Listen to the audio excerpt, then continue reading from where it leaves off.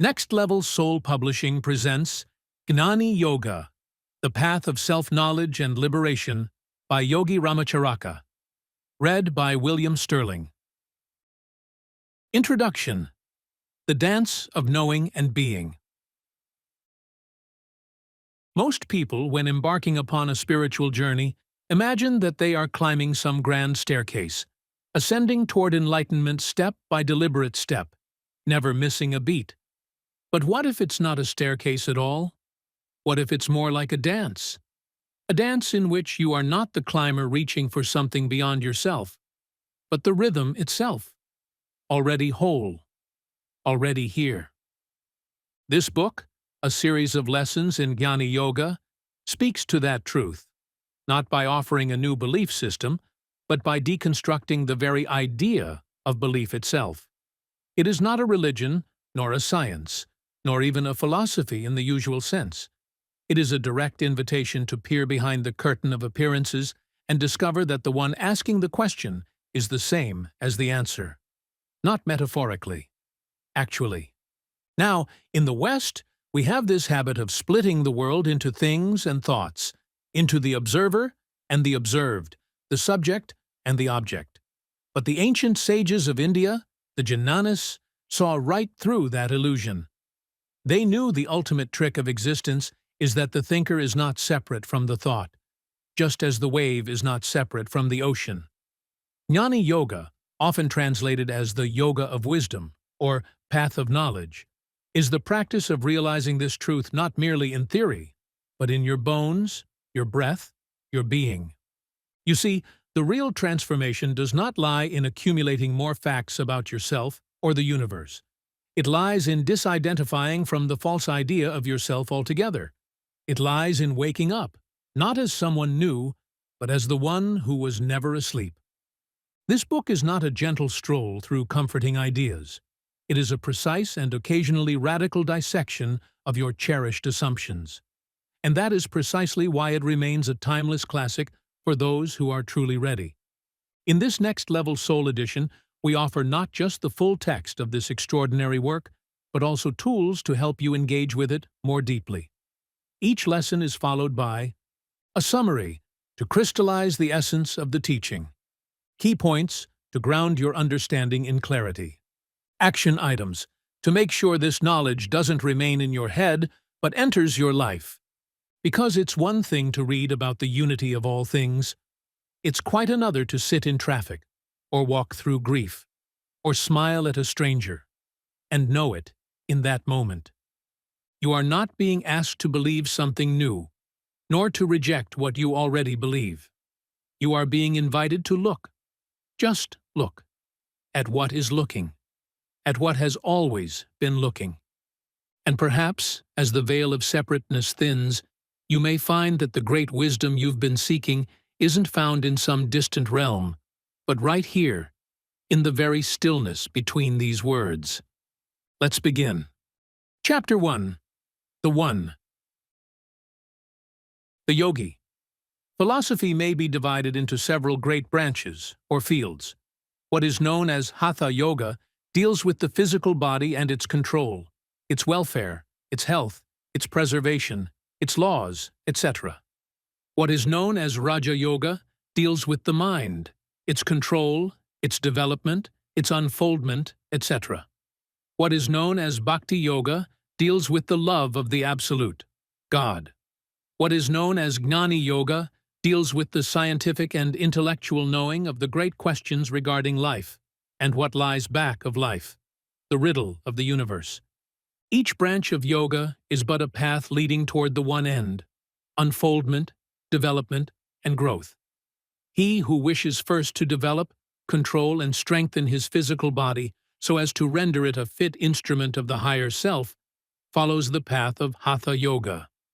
He who would develop his willpower and mental faculties, unfolding the inner senses and latent powers, follows the path of Raja Yoga.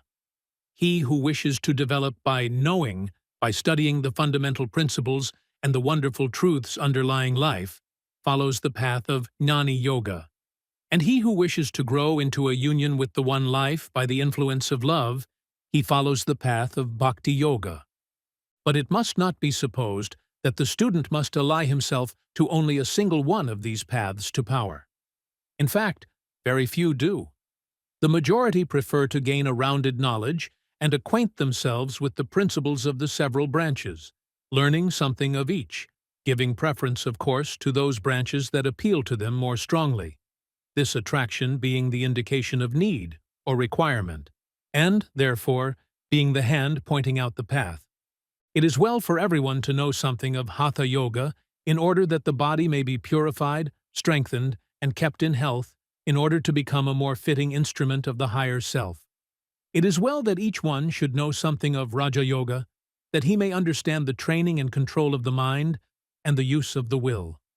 It is well that everyone should learn the wisdom of Gnani Yoga, that he may realize the wonderful truths underlying life, the science of being. And most assuredly, everyone should know something of Bhakti Yogi, that he may understand the great teachings regarding the love underlying all life. We have written a work on Hatha Yoga and a course on Raja Yoga, which is now in book form.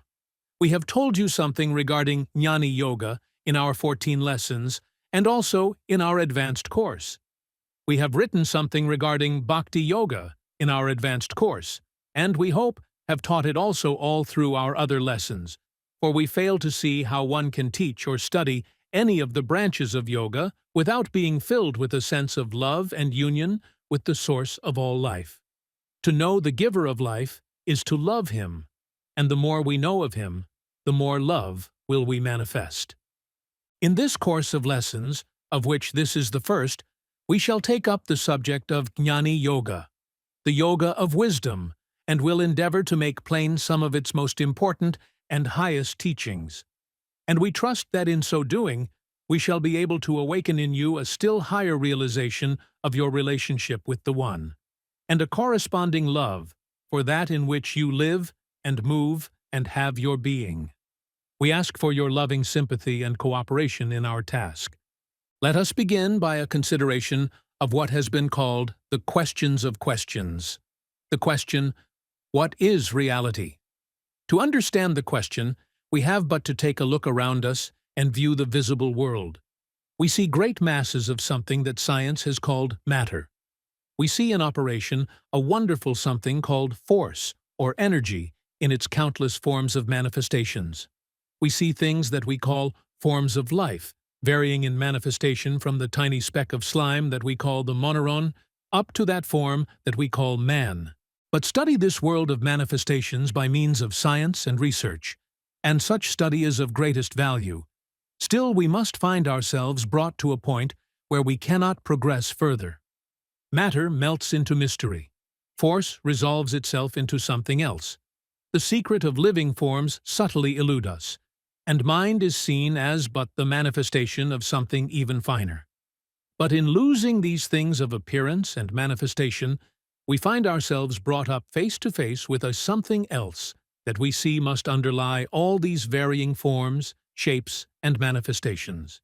And that something else we call reality, because it is real, permanent, enduring. And although men may differ, dispute, wrangle, and quarrel about this reality, still there is one point upon which they must agree, and that is that reality is one. That underlying all forms and manifestations, there must be a one reality from which all things flow. And this inquiry into this one reality is indeed the question of questions of the universe. The highest reason of man, as well as his deepest intuition, has always recognized that this reality or underlying being must be but one, of which all nature is but varying degrees of manifestation, emanation, or expression. All have recognized that life is a stream flowing from one great fount, the nature and name of which is unknown.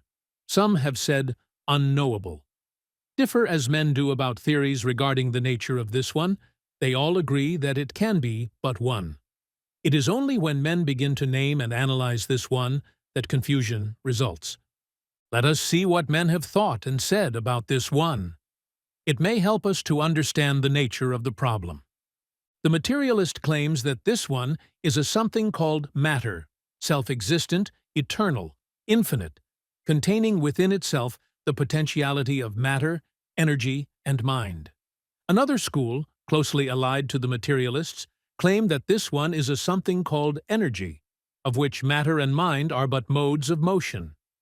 The idealists claim that the one is a something called mind, and that matter and force are but ideas in that one mind. Theologians claim that this one is a something called a personal God, to whom they attribute certain qualities, characteristics, etc., the same varying with their creeds and dogmas. The naturistic school claims that this one is a something called nature, which is constantly manifesting itself in countless forms.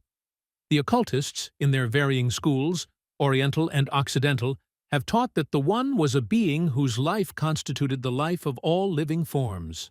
All philosophies, all science, all religions inform us that this world of shapes, forms, and names is but a phenomenal or shadow world, a show world, back of which rests reality, called by some name of the teacher.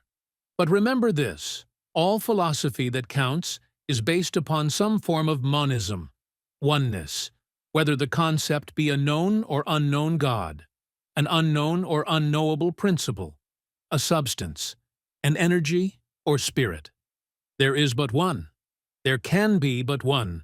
Such is the inevitable conclusion of the highest human reason, intuition, or faith.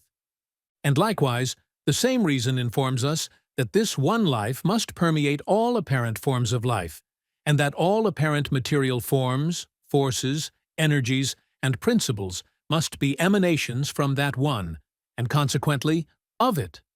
It may be objected to that the creeds teaching a personal God do not so hold, for they teach that their God is the creator of the universe, which he has set aside from himself as a workman sets aside his workmanship. But this objection avails naught, for where could such a creator obtain the material for his universe except from himself, and where the energy except from the same source, and where the life unless from his one life?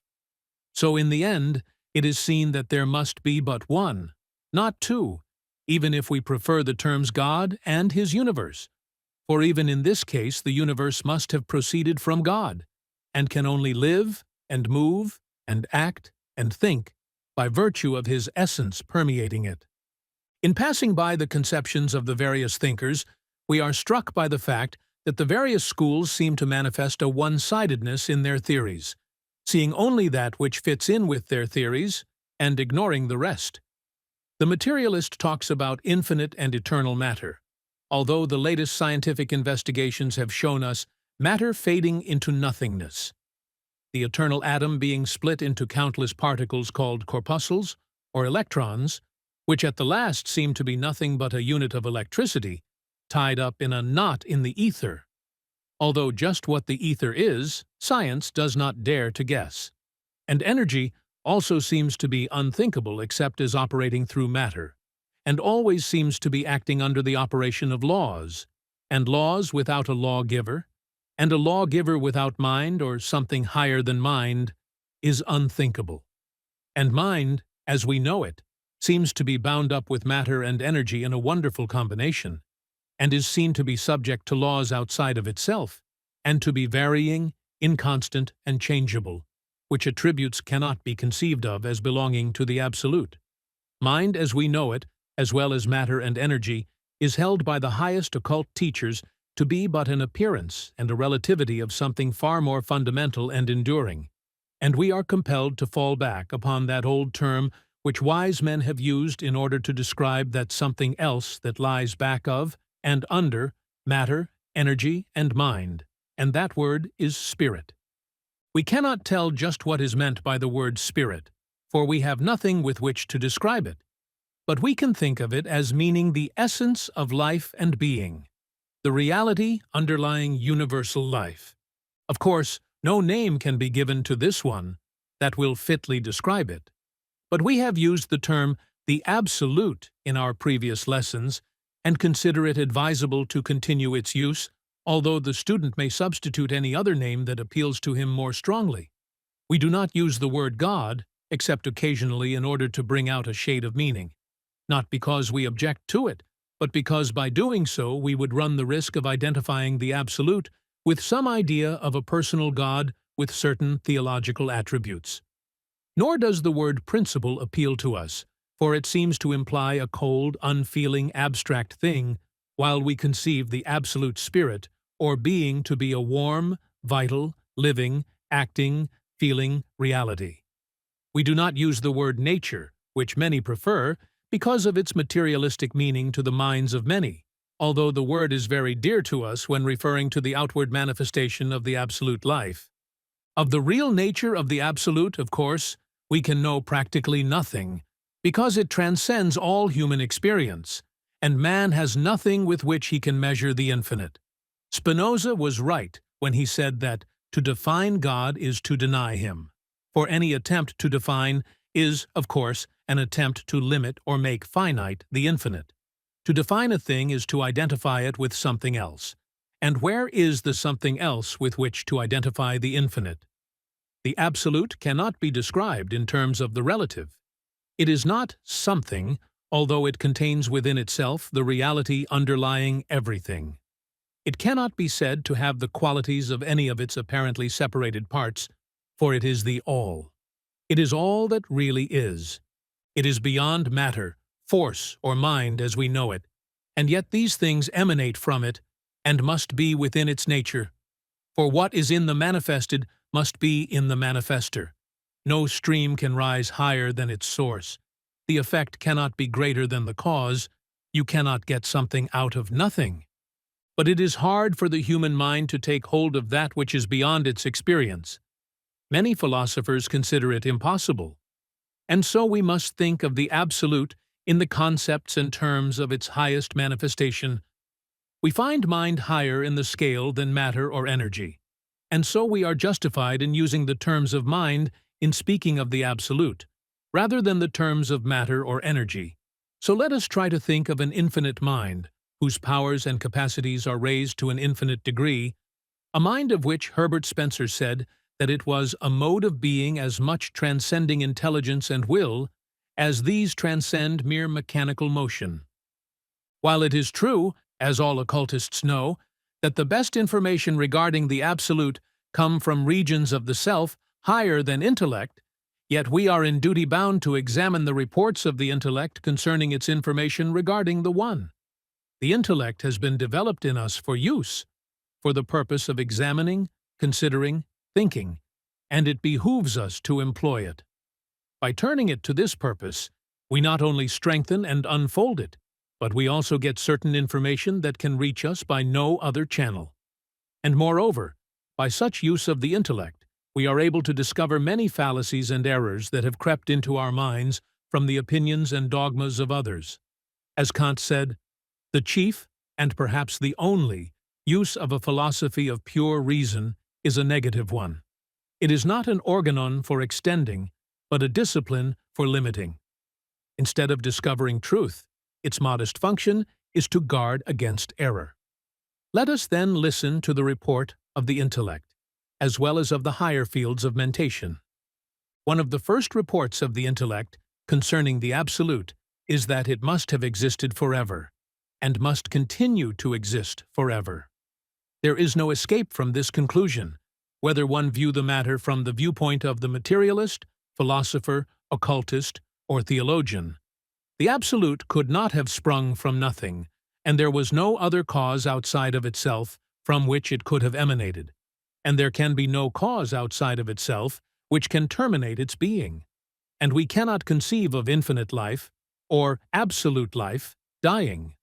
So, the absolute must be eternal. Such is the report of the intellect. This idea of the eternal is practically unthinkable to the human mind, although it is forced to believe that it must be a quality of the absolute.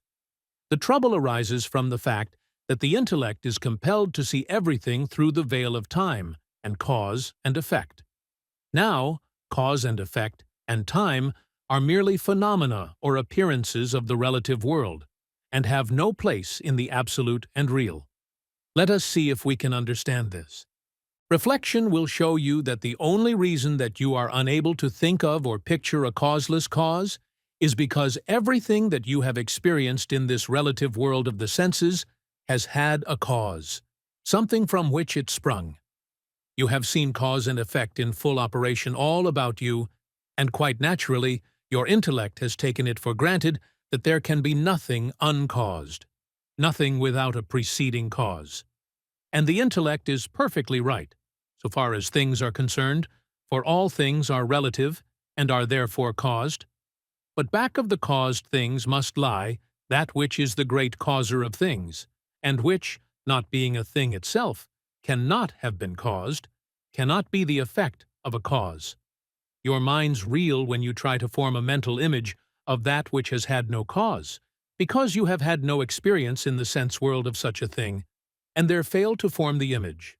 It is out of your experience, and you cannot form the mental picture. But yet your mind is compelled to believe that there must have been an original one, that can have had no cause. This is a hard task for the intellect, but in time it comes to see just where the trouble lies and ceases to interpose objections to the voice of the higher regions of the self. And the intellect experiences a similar difficulty when it tries to think of an eternal, a that which is above and outside of time. We see time in operation everywhere, and take it for granted that time is a reality, an actual thing. But this is a mistake of the senses. There is no such thing as time in reality. Time exists solely in our minds. It is merely a form of perception by which we express our consciousness of the change in things. We cannot think of time except in connection with a succession of changes of things in our consciousness, either things of the outer world or the passing of thought things through our mind.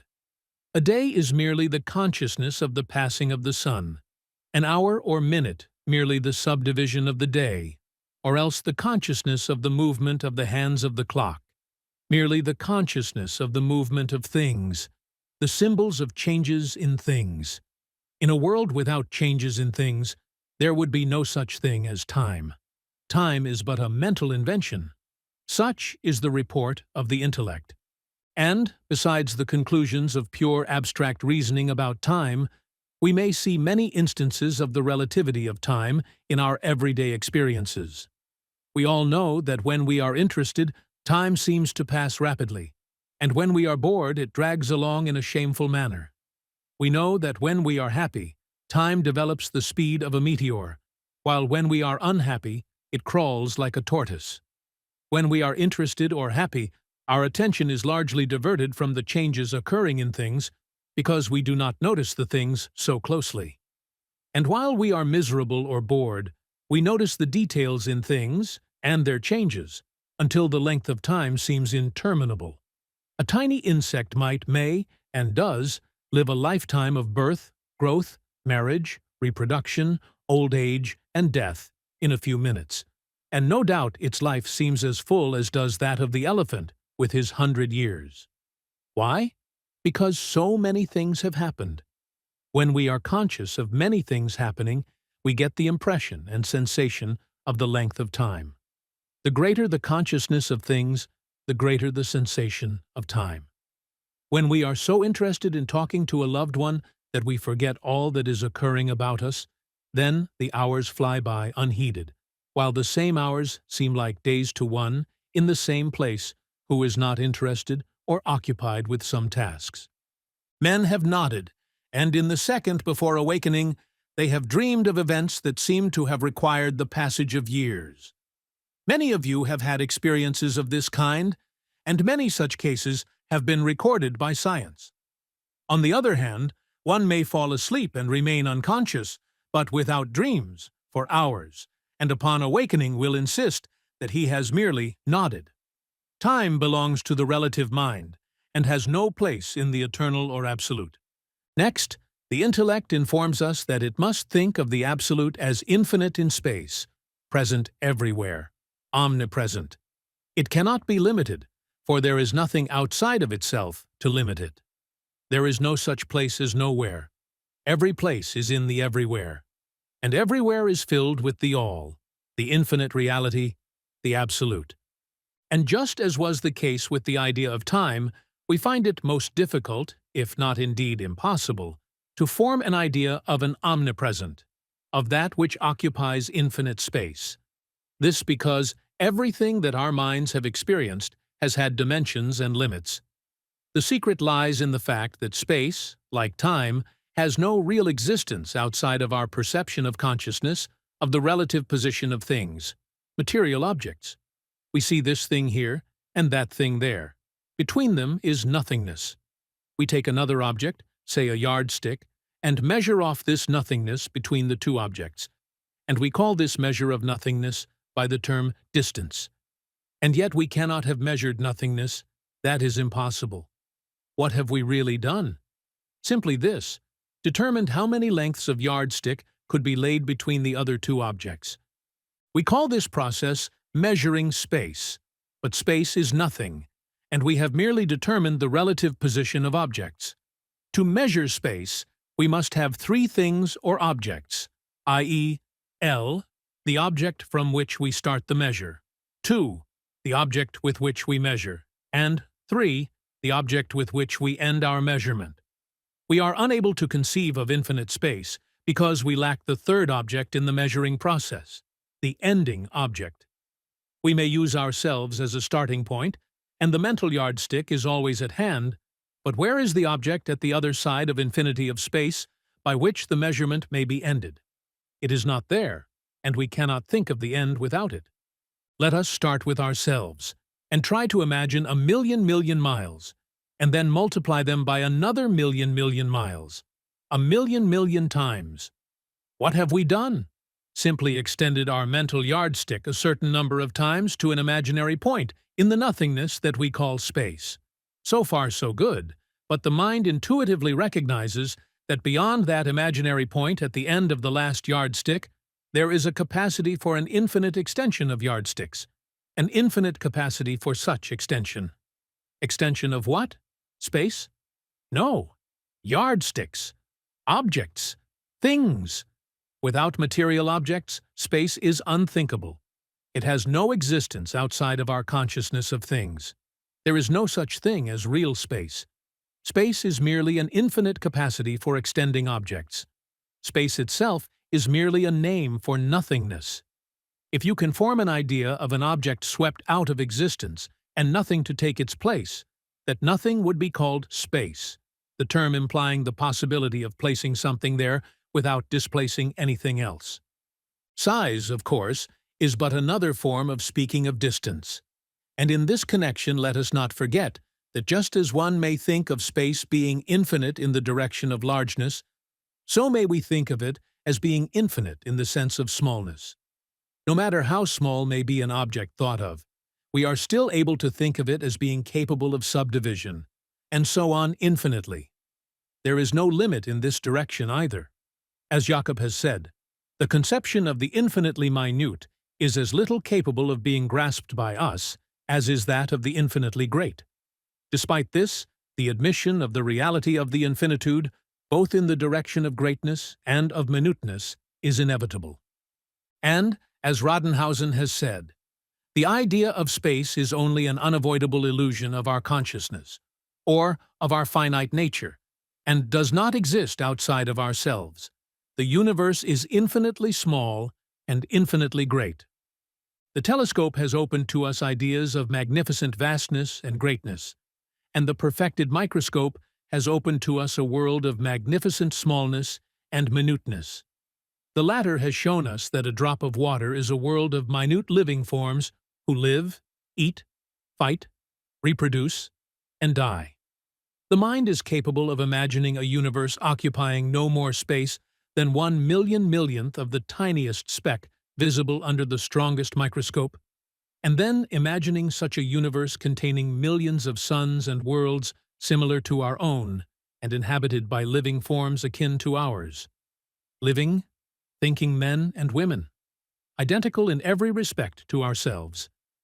Indeed, as some philosophers have said, if our universe were suddenly reduced to such a size, the relative proportions of everything being preserved, of course, then we would not be conscious of any change, and life would go on the same, and we would be of the same importance to ourselves and to the Absolute as we are this moment. And the same would be true were the universe suddenly enlarged a million times. These changes would make no difference in reality. Compared with each other, the tiniest speck and the largest sun are practically the same size when viewed from the absolute. We have dwelt upon these things so that you would be able to better realize the relativity of space and time, and perceive that they are merely symbols of things used by the mind in dealing with finite objects, and have no place in reality. When this is realized, then the idea of infinity in time and space is more readily grasped. As Rodenhausen says, beyond the range of human reason, there is neither space nor time. They are arbitrary conceptions of man, at which he has arrived by the comparison and arrangement of different impressions which he has received from the outside world. The conception of space arises from the sequence of the various forms which fill space, by which the external world appears to the individual man. The conception of time arises from the sequence of the various forms which change in space, motion, by which the external world acts on the individual man, and so on. But externally to ourselves, the distinction between repletion of space and mutation of space does not exist, for each is in constant transmutation. Whatever is filling and changing at the same time. Nothing is at a standstill. And to quote Ruckert, the world has neither beginning nor end, in space nor in time. Everywhere is center and turning point, and in a moment is eternity.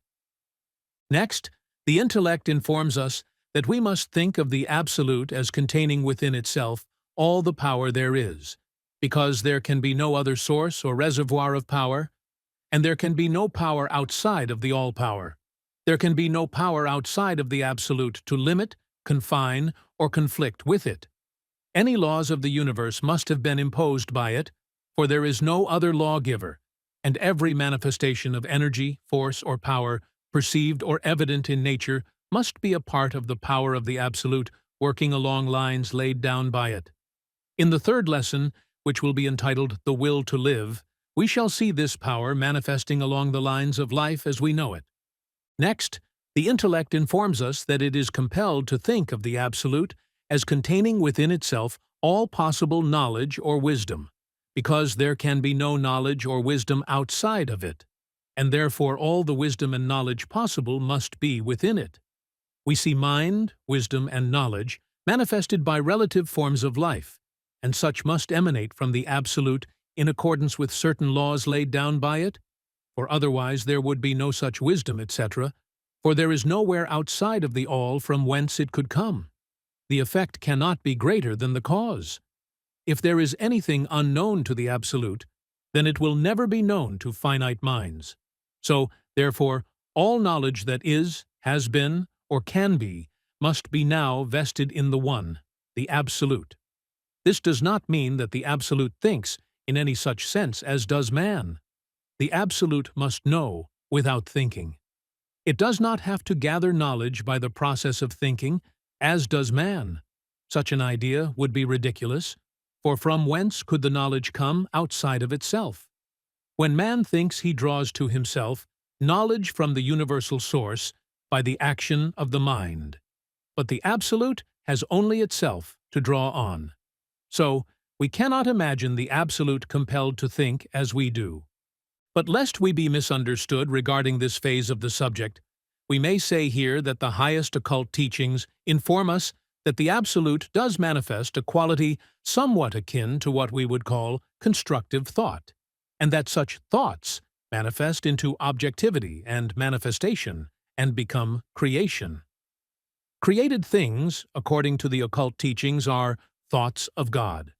Do not let this idea disturb you and cause you to feel that you are nothing, because you have been called into being by a thought of the Infinite One.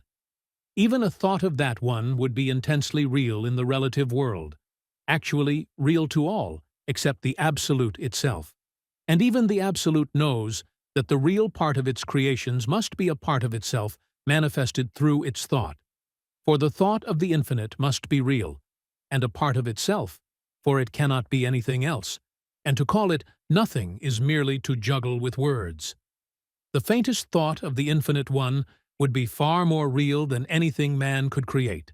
as solid as the mountain, as hard as steel, as durable as the diamond. For, verily, even these are emanations of the mind of the infinite, and are things of but a day, while the higher thoughts, the soul of man, contains within itself a spark from the divine flame itself, the spirit of the infinite. But these things will appear in their own place as we proceed with this series. We have merely given you a little food for thought at this point, in connection with the mind of the Absolute. So you see, good friends and students, that the intellect in its highest efforts informs us that it finds itself compelled to report that the One, the Absolute, that which it is compelled to admit really exists, must be a one possessed of a nature so far transcending human experience that the human mind finds itself without the proper concepts, symbols, and words with which to think of it. But nonetheless, the intellect finds itself bound by its own laws to postulate the existence of such a one. It is the veriest folly to try to think of the one as it is in itself, for we have nothing but human attributes with which to measure it, and it so far transcends such measurements that the mental yardsticks run out into infinity and are lost sight of. The highest minds of the race inform us that the most exalted effort of their reason compels them to report that the One, in itself, cannot be spoken of as possessing attributes or qualities capable of being expressed in human words, employed to describe the things of the relative world. And all of our words are such. All of our words originate from such ideas, and all of our ideas arise from our experience, directly or indirectly. So, we are not equipped with words with which to think of or speak of that which transcends experience, although our intellect informs us that reality lies back of our experience. Philosophy finds itself unable to do anything better than to bring us face to face with high paradoxes. Science, in its pursuit of truth, finds it cunningly avoiding it, and ever escaping its net. And we believe that the Absolute purposely causes this to be, that in the end man may be compelled to look for the spirit within himself, the only place where he can come in touch with it. This, we think, is the answer to the riddle of the Sphinx: look within for that which thou needest. But while the spirit may be discerned only by looking within ourselves, we find that once the mind realizes that the Absolute is, it will be able to see countless evidences of its action and presence by observing manifested life without. All life is filled with the life power and will of the Absolute. To us, life is but one. The universe is a living unity, throbbing, thrilling, and pulsating with the will to live of the Absolute. Back of all apparent shapes, forms, names, forces, elements, principles, and substances, there is but one life, present everywhere, and manifesting in an infinitude of shapes, forms, and forces. All individual lives are but centers of consciousness in the one life underlying, depending upon it for degree of unfoldment, expression, and manifestation. This may sound like pantheism to some, but it is very different from the pantheism of the schools and cults. Pantheism is defined as the doctrine that God consists in the combined forces and laws manifested in the existing universe, or that the universe taken or conceived as a whole is God. These definitions do not fit the conception of the Absolute, of the yogi philosophy. They seem to breathe but a refined materialism. The Absolute is not the combined forces and laws manifested in the universe, nor the universe conceived as a whole. Instead, the universe, its forces and laws, even conceived as a whole, have no existence in themselves, but are mere manifestations of the Absolute. Surely this is different from pantheism. We teach that the Absolute is immanent in and abiding in all forms of life in the universe, as well as in its forces and laws, all being but manifestations of the will of the One. And we teach that this One is superior to all forms of manifestations, and that its existence and being does not depend upon the manifestations, which are but effects of the cause. The pantheistic universe, God is but a thing of phenomenal appearance, but the Absolute is the very spirit of life, a living, existing reality, and would be so even if every manifestation were withdrawn from appearance and expression, drawn back into the source from which it emanated. The Absolute is more than mountain or ocean, electricity or gravitation, monad or man. It is spirit, life, being, reality, the one that is. Omnipotent, omnipresent, omniscient, eternal, infinite, absolute. These are man's greatest words, and yet they but feebly portray a shadow thrown by the One itself. The Absolute is not a faraway being directing our affairs at long range, not an absentee deity, but an immanent life in and about us all, manifesting in us and creating us into individual centers of consciousness in pursuance with some great law of being. And, more than this, the Absolute, instead of being an indifferent and unmoved spectator to its own creation, is a thriving, longing, active, suffering, rejoicing, feeling spirit, partaking of the feelings of its manifestations rather than callously witnessing them. It lives in us, with us, through us. Back of all the pain in the world may be found a great feeling and suffering love. The pain of the world is not punishment or evidence of divine wrath, but the incidence of the working out of some cosmic plan, in which the Absolute is the actor, through the forms of its manifestations. The message of the Absolute to some of the illumined has been, "All is being done in the best and only possible way. I am doing the best I can, all is well, and in the end will so appear." The Absolute is no personal deity, yet in itself it contains all that goes to make up all personality and all human relations. Father, mother, child, friend is in it. All forms of human love and craving for sympathy, understanding, and companionship may find refuge in loving the Absolute. The Absolute is constantly in evidence in our lives, and yet we have been seeking it here and there in the outer world, asking it to show itself and prove its existence. Well may it say to us, "Hast thou been so long time with me, and hast thou not known me?" This is the great tragedy of life, that the Spirit comes to us, its own, and we know it not. We fail to hear its words. "O ye who mourn, I suffer with you and through you. Yea, it is I who grieve in you. Your pain is mine, to the last pang. I suffer all pain through you, and yet I rejoice beyond you, for I know that through you, and with you, I shall conquer." And this is a faint idea of what we believe the Absolute to be. In the following lessons we shall see it in operation in all forms of life, and in ourselves. We shall get close to the workings of its mighty will, close to its heart of love. Carry with you the central thought of the lesson. Central thought.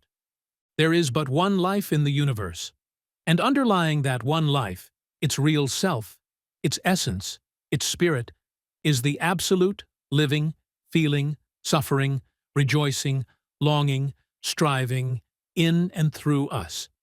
The Absolute is all that really is, and all the visible universe and forms of life is its expression, through its will. We lack words adequate to describe the nature of the Absolute, but we will use two words describing its inmost nature as best we see it. These two words are life and love, the one describing the outer, the other the inner nature. Let us manifest both life and love as a token of our origin and inner nature. Peace be with you. Summary. This chapter introduces the central concept of the one reality, pure spirit, that underlies all manifestation. It is the foundation of existence itself, and all things seen and unseen are merely expressions or emanations of this Absolute. The mind struggles to grasp it, for it transcends all form and thought. Key takeaways. There is only one absolute reality, which is beyond form, time, and space. All phenomena are relative expressions of the One. Your real self is an individualized expression of that One. Action items. Meditate on the idea that all separation is illusion. Begin each day acknowledging your identity as part of the One. Observe your judgments and remember, they are projections onto a unified field. Chapter 2. Omnipresent Life. In our first lesson of this series, we brought out the idea that the human mind was compelled to report the fact that it could not think of the Absolute except as possessing the quality of omnipresence, present everywhere. And, likewise, the human mind is compelled to think that all there is must be the Absolute, or of the Absolute. And if a thing is of the Absolute, then the Absolute must be in it, in some way, must be the essence of it.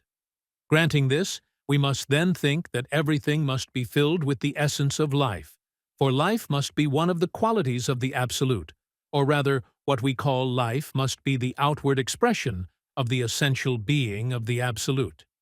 And if this be so, then it would follow that everything in the universe must be alive. The mind cannot escape this conclusion, and if the facts do not bear out this conclusion, then we must be forced to admit that the entire basic theory of the Absolute and its emanations must fall and be considered as an error.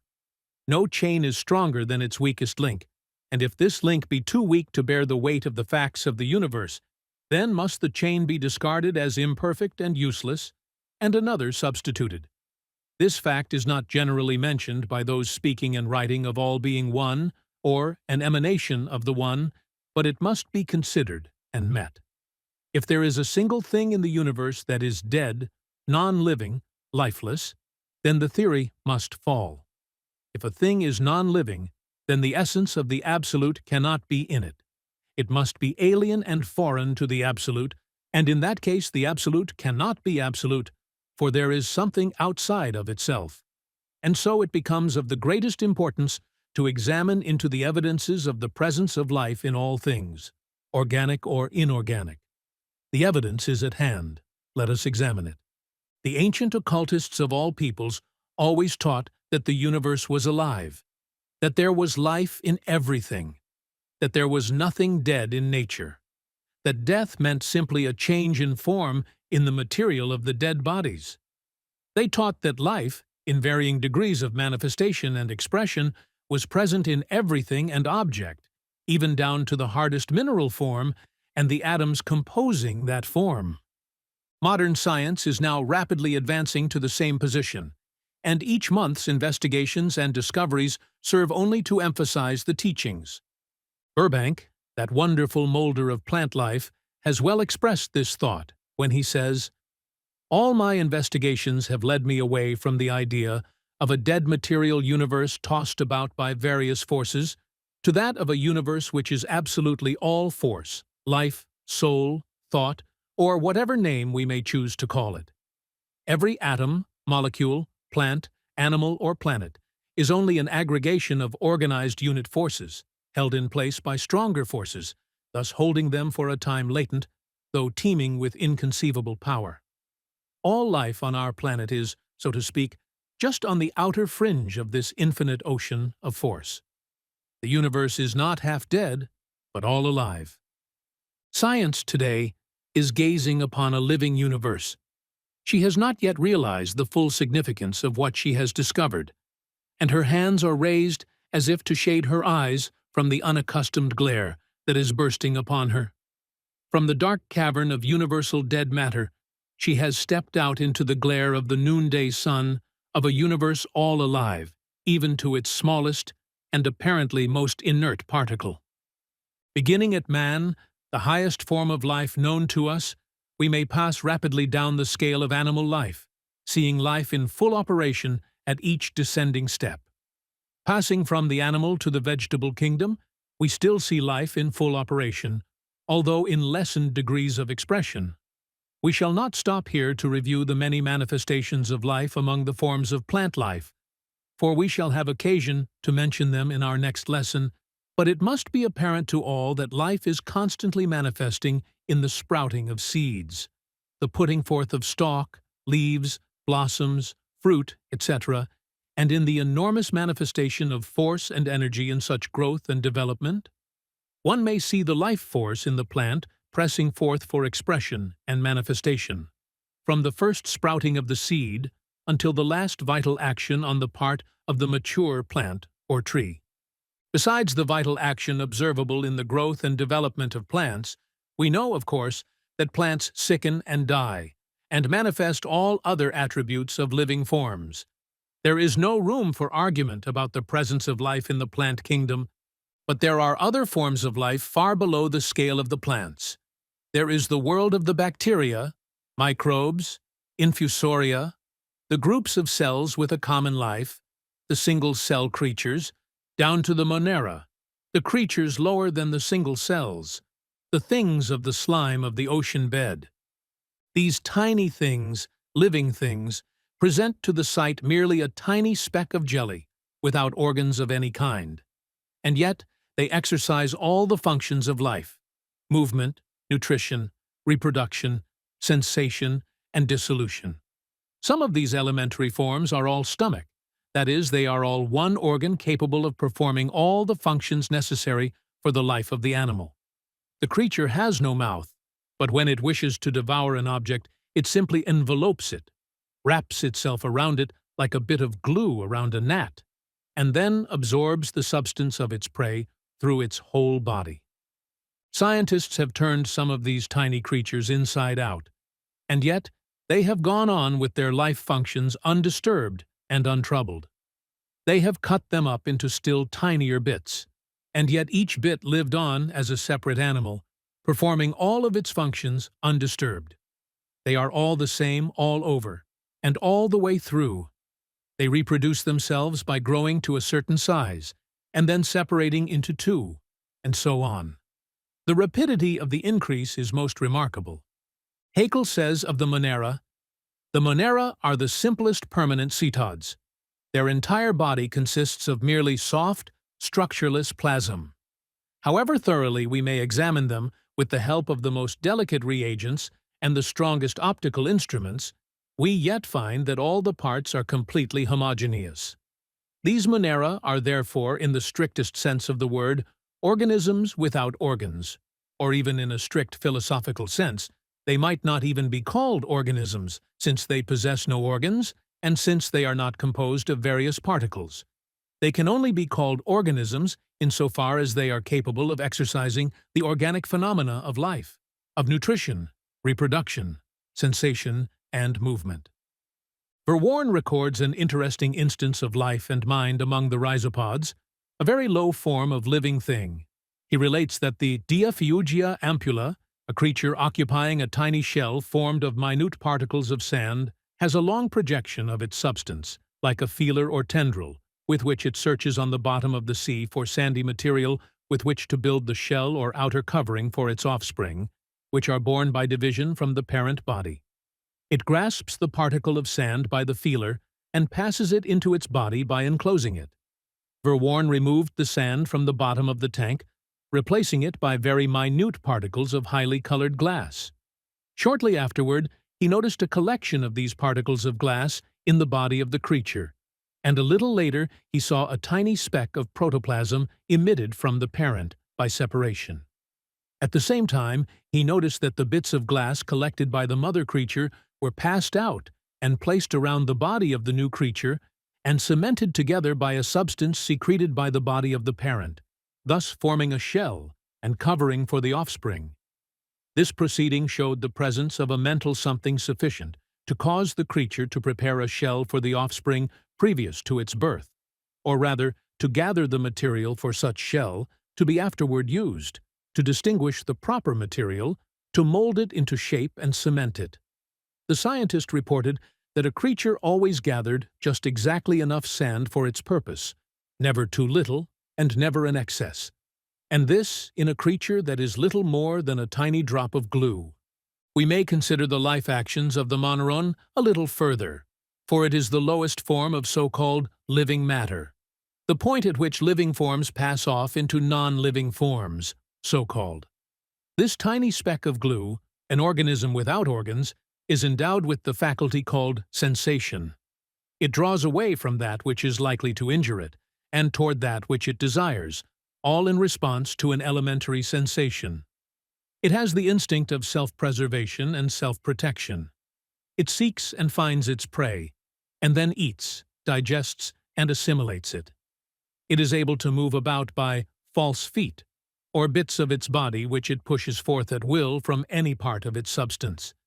It reproduces itself, as we have seen, by separation and self-division. The life of the bacteria and germs, the yeasty forms of life, are familiar to many of us. And yet there are forms of life still below these.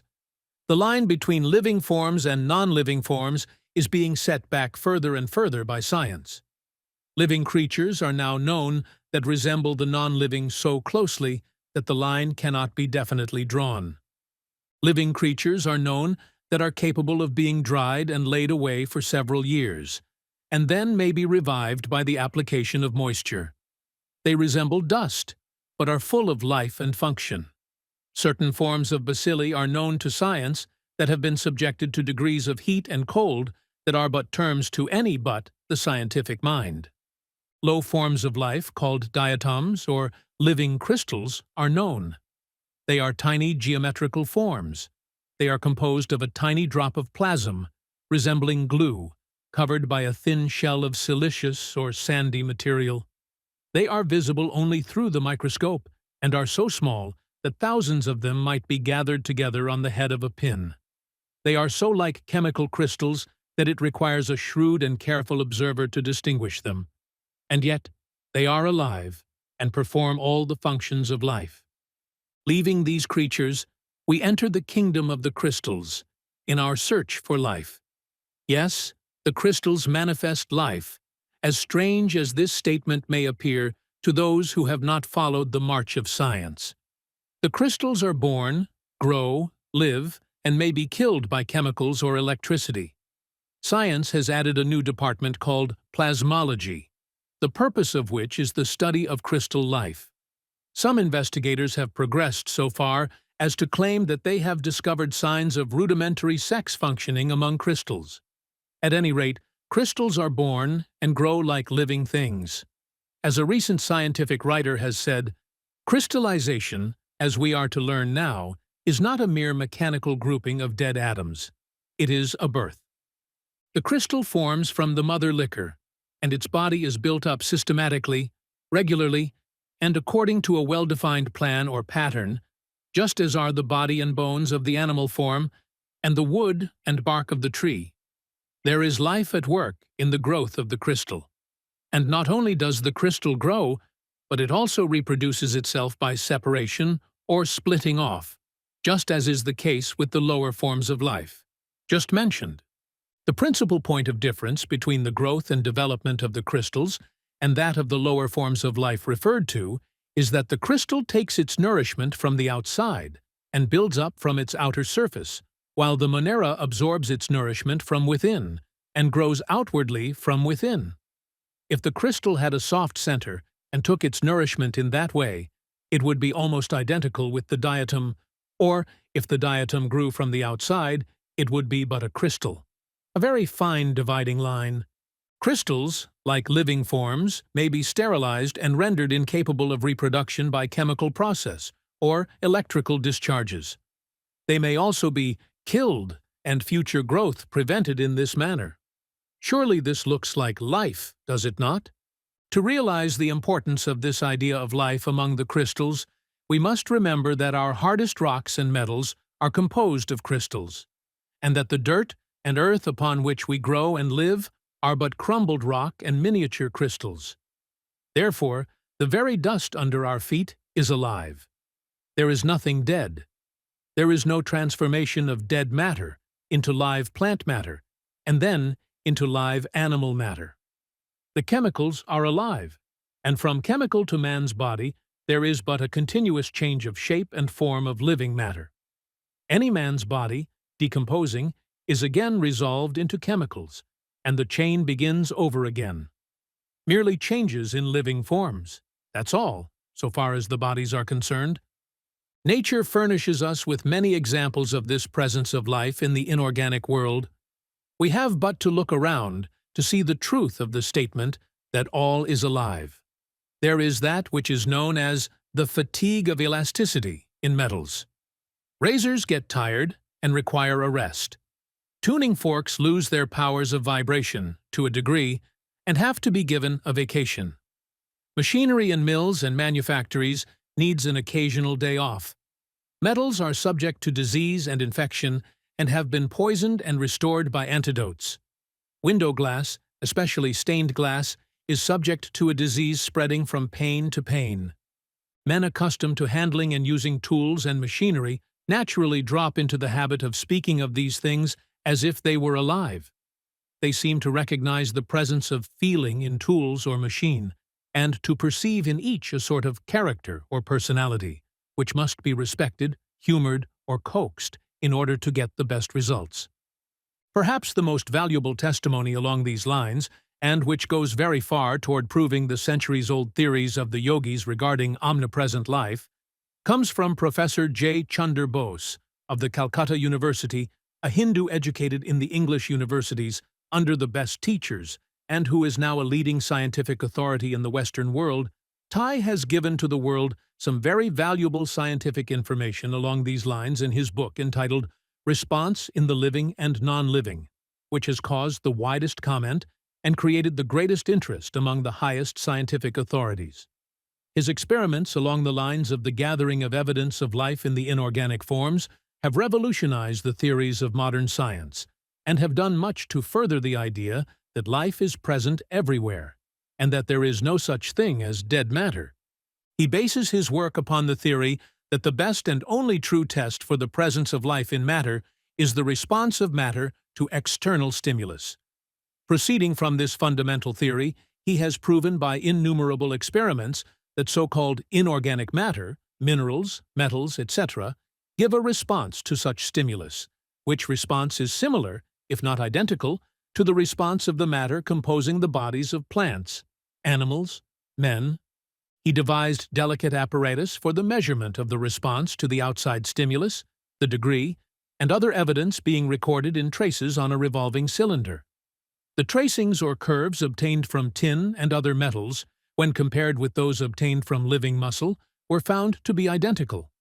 He used a galvanometer, a very delicate and accurate scientific instrument, in his experiments. This instrument is so finely adjusted that the faintest current will cause a deflection of the registering needle, which is delicately swung on a tiny pivot. If the galvanometer be attached to a human nerve, and the end of the nerve be irritated, the needle will register. Professor Bose found that when he attached the galvanometer to bars of various metals, they gave a similar response when struck or twisted. The greater the irritation applied to the metal, the greater the response registered by the instrument. The analogy between the response of the metal and that of the living muscle was startling. For instance, just as in the case of the living animal muscle or nerve matter, the response becomes fatigued, so in the case of the metal, the curve registered by the needle became fainter and still fainter as the bar became more and more fatigued by the continued irritation. And again, just after such fatigue, the muscle would become rested and would again respond actively. So would the metal when given a chance to recuperate.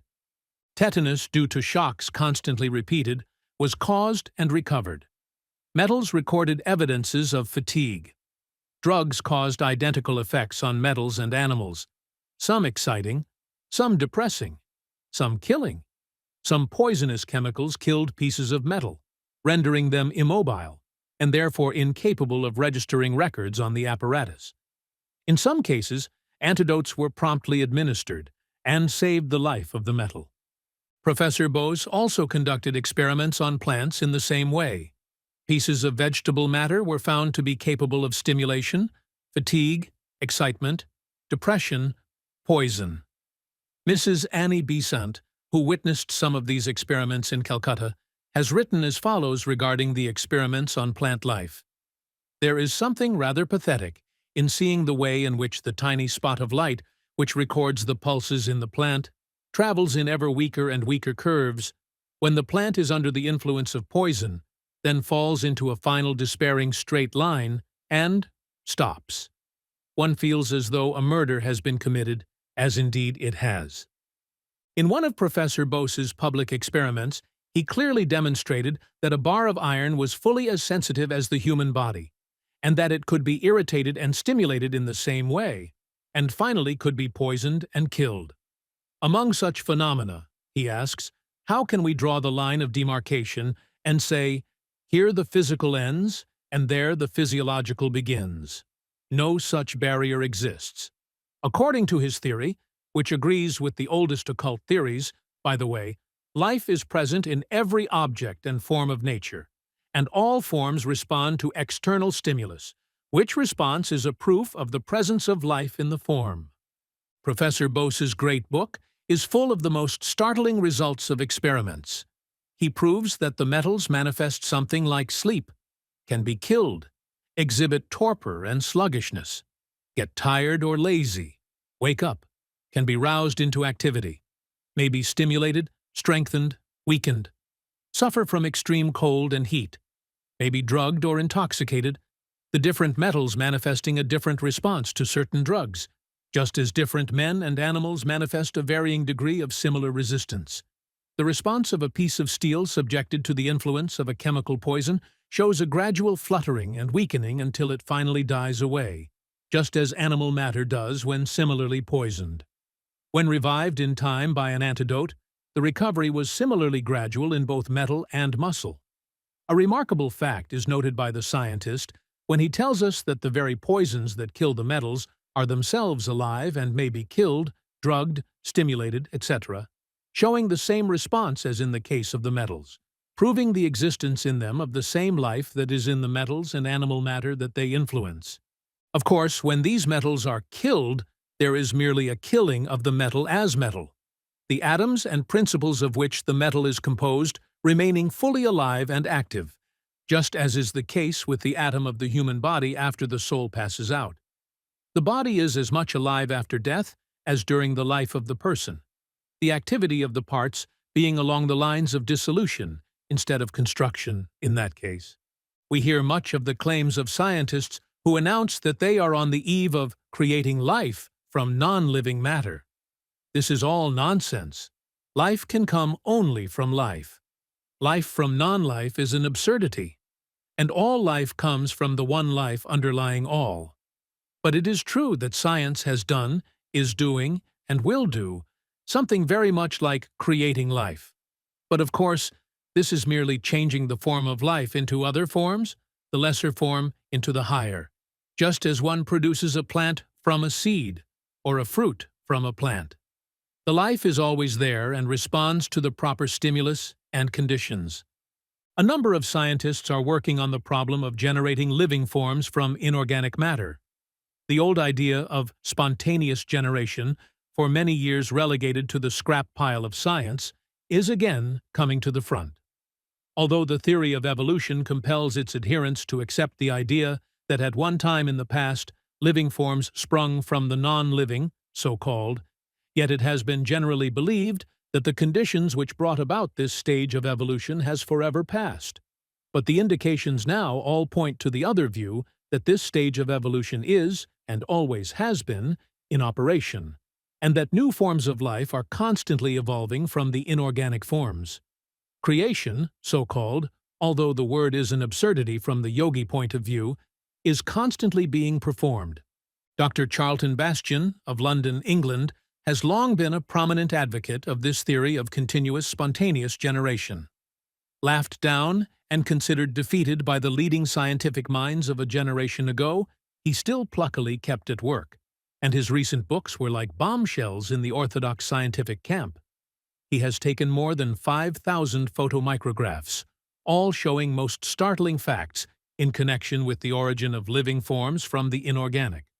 He claims that the microscope reveals the development in a previously clear liquid of very minute black spots, which gradually enlarge and transform into bacteria, living forms of a very low order. Professor Burke, of Cambridge, England, has demonstrated that he may produce in sterilized bouillon, subjected to the action of sterilized radium chloride, minute living bodies which manifest growth and subdivision.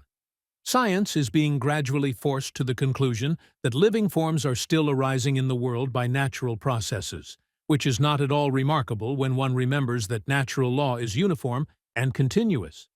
These recent discoveries go to swell the already large list of modern scientific ideas which correspond with the centuries-old yogi teachings. When the occult explanation that there is life in everything, inorganic as well as organic, and that evolution is constant, is heard, then may we see that these experiments simply prove that the forms of life may be changed and developed, not that life may be created. The chemical and mineral world furnish us with many instances of the growth and development of forms closely resembling the forms of the vegetable world. What is known as metallic vegetation, as shown in the lead tree, gives us an interesting example of this phenomenon. The experiment is performed by placing in a wide-necked bottle a clear acidulated solution of acetate of lead. The bottle is corked, a piece of copper wire being fastened to the cork, from which wire is suspended a piece of zinc, the latter hanging as nearly as possible in the center of the lead solution. When the bottle is corked, the copper wire immediately begins to surround itself with a growth of metallic lead, resembling fine moss. From this moss spring branches and limbs, which in turn manifest a growth similar to foliage, until at last a miniature bush or tree is formed. Similar metallic vegetation may be produced by other metallic solutions. All of you have noticed how crystals of frost form on window panes in shapes of leaves, branches, foliage, flowers, blossoms, etc. Saltpeter, when subjected to the effect of polarized light, assumes forms closely resembling the forms of the orchid. Nature is full of these resemblances. A German scientist recently performed a remarkable experiment with certain metallic salts. He subjected the salts to the action of a galvanic current, when, to his surprise, the particles of the salts grouped themselves around the negative pole of the battery and then grew into a shape closely resembling a miniature mushroom, with tiny stem and umbrella top. These metallic mushrooms at first presented a transparent appearance, but gradually developed color, the top of the umbrella being a bright red, with a faint rose shade on the undersurface. The stems showed a pale straw color. This was most interesting, but the important fact of the experiment consists in the discovery that these mushrooms have fine veins or tubes running along the stems, through which the nourishment, or additional material for growth, is transported, so that the growth is actually from the inside, just as is the case with fungus life. To all intents and purposes, these inorganic metallic growths were low forms of vegetable his. But the search for life does not end with the forms of the mineral world as we know them. Science has separated the material forms into smaller forms, and again, still smaller. And if there is life in the form composed of countless particles, then must there be life in the particles themselves. For life cannot come from non-life, and if there be not life in the particles, the theory of omnipresent life must fan. So we must look beyond the form and shape of the mineral, mist separated into its constituent parts, and then examine the parts for indications of life. Science teaches us that all forms of matter are compiled of minute particles called molecules. A molecule is the smallest particle of matter that is possible, unless the chemical atoms composing the matter fly apart and the matter be resolved into its original elements. For instance, let us take the familiar instance of a drop of water. Let us divide and subdivide the drop, until at last we get to the smallest possible particle of water. That smallest possible particle would be a molecule of water. We cannot subdivide this molecule without causing its atoms of hydrogen and oxygen to fly apart, and then there would be no water at all. Well, these molecules manifest a something called attraction for each other. They attract other molecules of the same kind and are likewise attracted. The operation of this law of attraction results in the formation of masses of matter, whether those masses be mountains of solid rock, or a drop of water, or a volume of gas. All masses of matter are composed of aggregations of molecules, held together by the law of attraction. This law of attraction is called cohesion. This cohesive attraction is not a mere mechanical force, as many suppose, but is an exhibition of life action, manifesting in the presence of the molecule of a like, or love, for the similar molecule. And when the life energies begin to manifest on a certain plane and proceed to mold the molecules into crystals, so that we may see the actual process underway, we begin to realize very clearly that there is something at work in this building up. But wonderful as this may seem to those unfamiliar with the idea, the manifestation of life among the atoms is still more so. The atom, you will remember, is the chemical unit which, uniting with other atoms, makes up the molecule. For instance, if we take two atoms of the gas called hydrogen and one atom of the gas called oxygen and place them near each other, they will at once rush toward each other and form a partnership, which is called a molecule of water. And so it is with all atoms. They are continually forming partnerships, or dissolving them. Marriage and divorce is a part of the life of the atoms. These evidences of attraction and repulsion among the atoms are receiving much attention from careful thinkers, and some of the most advanced minds of the age see in this phenomena the corroboration of the old yogi idea that there is life and vital action in the smallest particles of matter. The atoms manifest vital characteristics in their attractions and repulsions. They move along the lines of their attractions and form marriages, and thus combining, they form the substances with which we are familiar. When they combine, remember, they do not lose their individuality and melt into a permanent substance, but merely unite and yet remain distinct. If the combination be destroyed by chemical action, electrical discharge, etc., the atoms fly apart and again live their own separate lives until they come in contact with other atoms with which they have affinities and form a new union or partnership. In many chemical changes, the atoms divorce themselves, each forsaking its mate or mates and seeking some newer affinity in the shape of a more congenial atom. The atoms manifest a fickleness and will always desert a lesser attraction for a greater one. This is no mere bit of imagery or scientific poetry. It is a scientific statement of the action of atoms along the lines of vital manifestation. The great German scientist Haeckel has said, "I cannot imagine the simplest chemical and physical processes without attributing the movement of the material particles to unconscious sensation." The idea of chemical affinity consists in the fact that the various chemical elements perceive differences in the qualities of other elements, and experience pleasure or revulsion at contact with them, and execute their respective movements on this ground. He also says, "We may ascribe the feeling of pleasure or pain, satisfaction or dissatisfaction, to all atoms, and thereby ascribe the elective affinities of chemistry to the attraction between living atoms and repulsion between hating atoms." He also says that the sensations in animal and plant life are connected by a long series of evolutionary stages with the simpler forms of sensation that we find in the inorganic elements, and that reveal themselves in chemical affinity.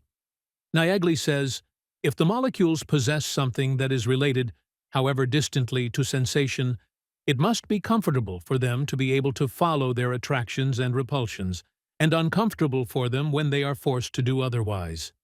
We might fill page after page with quotations from eminent thinkers going to prove the correctness of the old yogi teachings that life is omnipresent. Modern science is rapidly advancing to this position, leaving behind her the old idea of dead matter. Even the new theories of the electron, the little particles of electrical energy, which are now believed to constitute the base of the atom, does not change this idea, for the electrons manifest attraction and response thereto, and form themselves into groups composing the atom.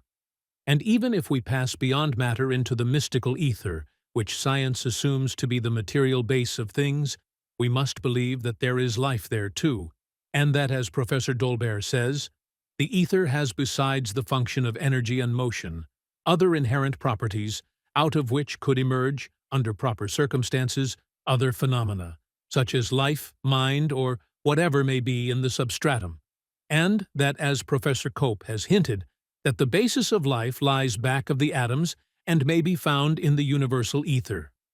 Some scientists go even further and assert that not only is life present in everything, but that mind is present where life is. Verily, the dreams of the Yogi Fathers are coming true, and from the ranks of the materialists are coming the material proofs of the spiritual teachings. Listen to these words from Dr. Saleeby in his recent valuable scientific work, Evolution, the Master Key. He says, "Life is potential in matter. Life energy is not a thing unique and created at a particular time in the past. If evolution be true, living matter has been evolved by natural processes from matter which is, apparently, not alive. But if life is potential in matter, it is 1,000 times more evident that mind is potential in life. The evolutionist is impelled to believe that mind is potential in matter. I adopt that form of words for the moment, but not without future criticism. The microscopic cell, a minute speck of matter that is to become man, has in it the promise and the germ of mind. May we not then draw the inference that the elements of mind are present in those chemical elements, carbon, oxygen, hydrogen, nitrogen, sulfur, phosphorus, sodium, potassium, chlorine, that are found in the cell. Not only must we do so, but we must go further, since we know that each of these elements and every other is built up out of one invariable unit, the electron. And we must therefore assert that mind is potential in the unit of matter, the electron itself. It is to assert the sublime truth first perceived by Spinoza, that mind and matter are the warp and woof of what Goethe called the living garment of God. Both are complementary expressions of the unknowable reality which underlies both. There is no such thing as non-vital attraction or repulsion. All inclinations for or against another object or thing is an evidence of life. Each thing has sufficient life energy to enable it to carry on its work. And as each form advances by evolution into a higher form, it is able to have more of the life energy manifest through it. As its material machinery is built up, it becomes able to manifest a greater and higher degree of life. It is not that one thing has a low life, or another a high life. This cannot be, for there is but one life. It is like the current of electricity that is able to run the most delicate machinery or manifest a light in the incandescent lamp. Give it the organ or machinery of manifestation, and it manifests. Give it a low form, and it will manifest a low degree. Give it a high form, and it will manifest a high degree. The same steam power runs the clumsy engine, or the perfect apparatus which drives the most delicate mechanism. And so, it is with the one life. Its manifestations may seem low and clumsy, or high and perfect, but it all depends upon the material or mental machinery through which it works. There is but one life, manifesting in countless forms and shapes and degrees. One life underlying all in all. From the highest forms of life down through the animal, vegetable, and mineral kingdoms, we see life everywhere present. Death an illusion.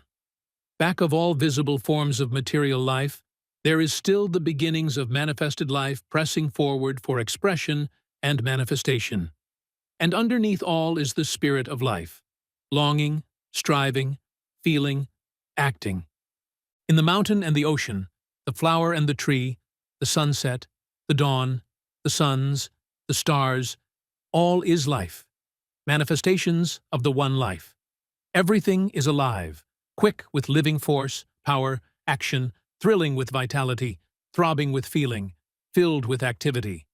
All is from the one life, and all that is from the one life is alive. There is no dead substance in the universe, there can be none, for life cannot die, all is alive, and life is in all.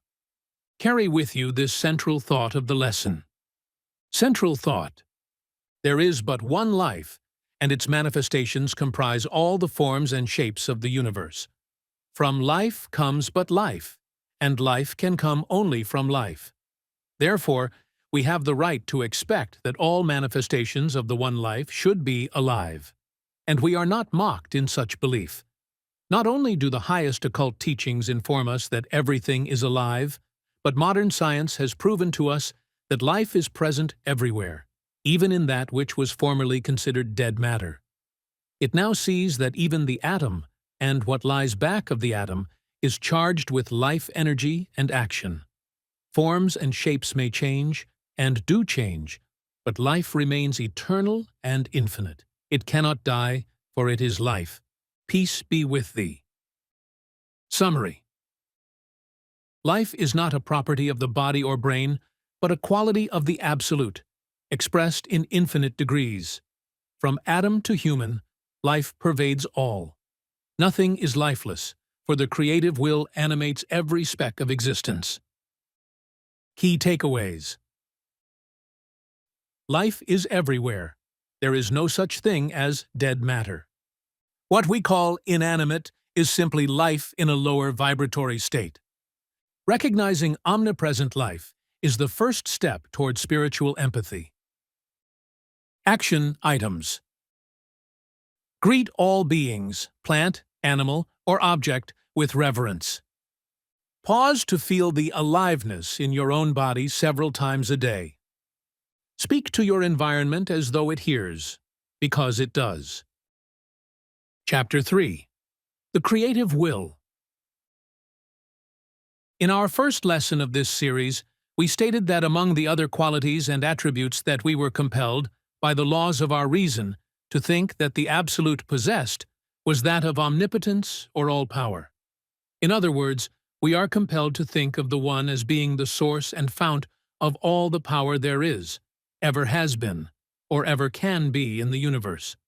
Not only, as is generally supposed, that the power of the One is greater than any other power, but more than this, that there can be no other power, and that therefore each and every, any and all manifestations or forms of power, force, or energy must be a part of the Great One, energy which emanates from the One. There is no escape from this conclusion, as startling as it may appear to the mind unaccustomed to it.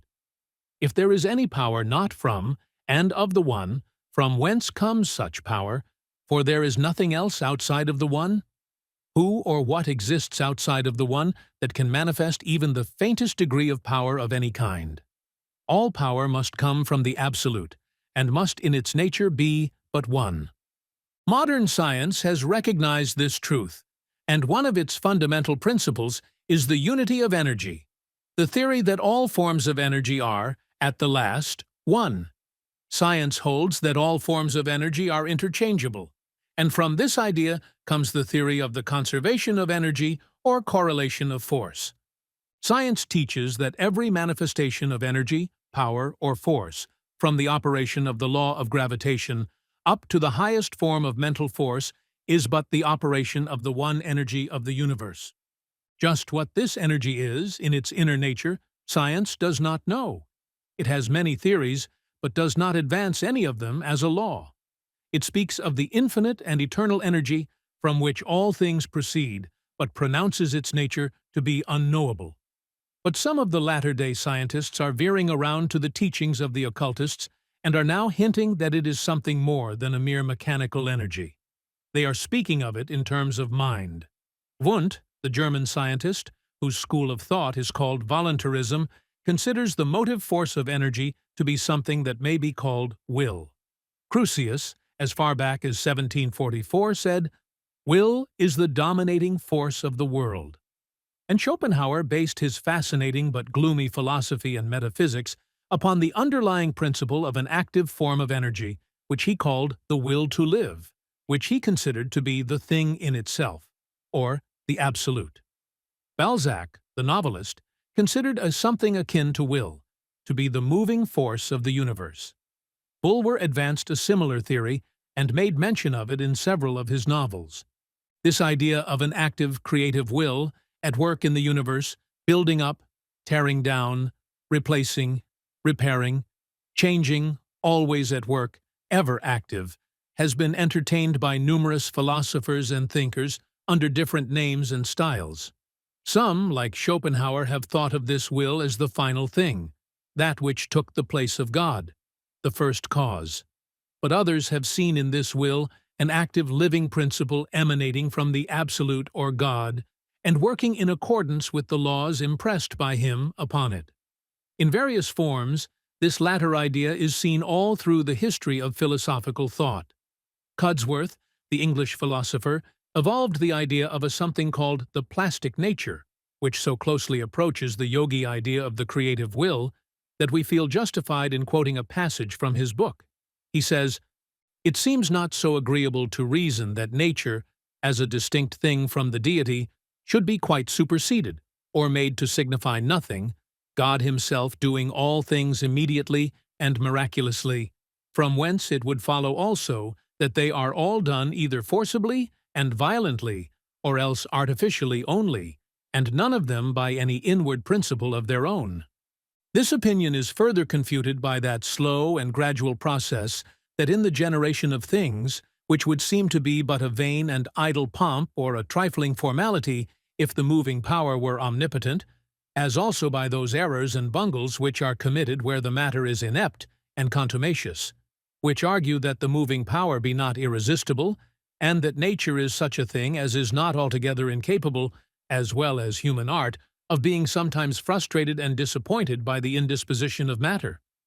Whereas an omnipotent moving power, as it could dispatch its work in a moment, so would it always do it infallibly and irresistibly, no ineptitude and stubbornness of matter being ever able to hinder such a one, or make him bungle or fumble in anything. Wherefore, since neither all things are produced fortuitously, or by the unguided mechanism of matter, nor God himself may be reasonably thought to do all things immediately and miraculously, it may well be concluded that there is a plastic nature under him, which, as an inferior and subordinate instrument, doth drudgingly execute that part of his providence which consists in the regular and orderly motion of matter. Yet so as there is also besides this a higher providence to be acknowledged, which, presiding over it, doth often supply the defects of it, and sometimes overrules it, forasmuch as the plastic nature cannot act electively nor with discretion. The yogi philosophy teaches of the existence of a universal creative will, emanating from the Absolute, infilled with the power of the Absolute, and acting under established natural laws, which performs the active work of creation in the world, similar to that performed by Cudsworth's plastic nature, just mentioned. This creative will is not Schopenhauer's will to live. It is not a thing in itself, but a vehicle or instrument of the Absolute. It is an emanation of the mind of the Absolute, a manifestation in action of its will, a mental product rather than a physical, and, of course, saturated with the life energy of its projector. This creative will is not a mere blind mechanical energy or force. It is far more than this. We can explain it only by referring you to the manifestation of the will in yourself. You wish to move your arm, and it moves. The immediate force may seem to be a mechanical force, but what is back of that force? What is the essence of the force? The will. All manifestations of energy, all the causes of motion, all forces, are forms of the action of the will of the One, the creative will, acting under natural laws established by the One, ever moving, acting, forcing, urging, driving, leading. We do not mean that every little act is a thought of the moment on the part of the Absolute, and a reaching out of the will in obedience to that thought. On the contrary, we mean that the One set the will into operation as a whole, conceiving of laws and limitations in its action, the will constantly operating in obedience to that conception, the results manifesting in what we call natural law, natural forces, etc. Besides this, the Absolute is believed to manifest its will specially upon occasions, and, moreover, permits its will to be applied and used by the individual wills of individual egos under the general law and laws and plan of the One. But you must not suppose that the will is manifested only in the form of mechanical forces, cohesion, chemical attraction, electricity, gravitation, etc. It does more than this. It is in full operation in all forms of life and living things. It is present everywhere. Back of all forms of movement and action, we find a moving cause, usually a pressure. This is true of that which we have been calling mechanical forces, and of all forms of that which we call life energy. Now, note this. This great pressure that you will observe in all life action is the creative will, the will principle of the One, bending toward the carrying out of the great plan of life. Look where we will, on living forms, and we may begin to recognize the presence of a certain creative energy at work, building up, molding, directing, tearing down, replacing, etc., always active in its efforts to create, preserve, and conserve life. This visible creative energy is what the yogi philosophy calls the creative will, and which forms the subject of this lesson. The creative will is that striving, longing, pressing forward, unfolding, progressing evolutionary effort that all thoughtful people see in operation in all forms of life, throughout all nature. From the lowest to the highest forms of life, the effort, energy, pressure may be recognized in action, creating, preserving, nourishing, and improving its forms. It is that something that we recognize when we speak of nature's forces at work in plant growth and animal functioning. If you will but keep the word and idea, nature, before you, you will be able to more clearly form the mental concept of the creative will. The creative will is that which you have been calling nature at work in the growth of the plant, the sprouting of the seed, the curling and reaching of the tendril, the fertilization of the blossoms, etc. You have seen this will at work if you have watched growing things. We call this energy the creative will, because it is the objective manifestation of the creative energy of the Absolute. Its visible will manifested in the direction of physical life. It is as much will in action as the will that causes your arm to move in response to its power. It is no mere chance thing or mechanical law, it is life action in operation. This creative will not only causes movement in completed life, but all movement and action in life independent of the personal will of its individual forms. All the phenomena of the so-called unconscious belong to it. It causes the body to grow, attends to the details of nourishment, assimilation, digestion, elimination, and all of the rest. It builds up bodies, organs, and parts, and keeps them in operation and function. The creative will is directed to the outward expression of life, to the objectification of life.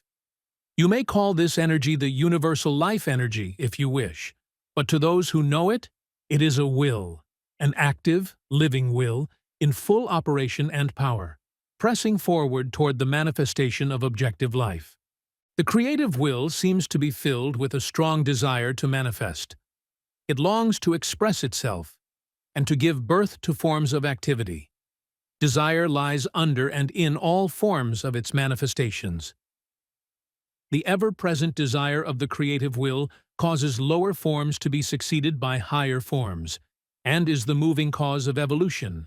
It is the evolutionary urge itself, which ever cries to its manifestations, "Move on, move upward."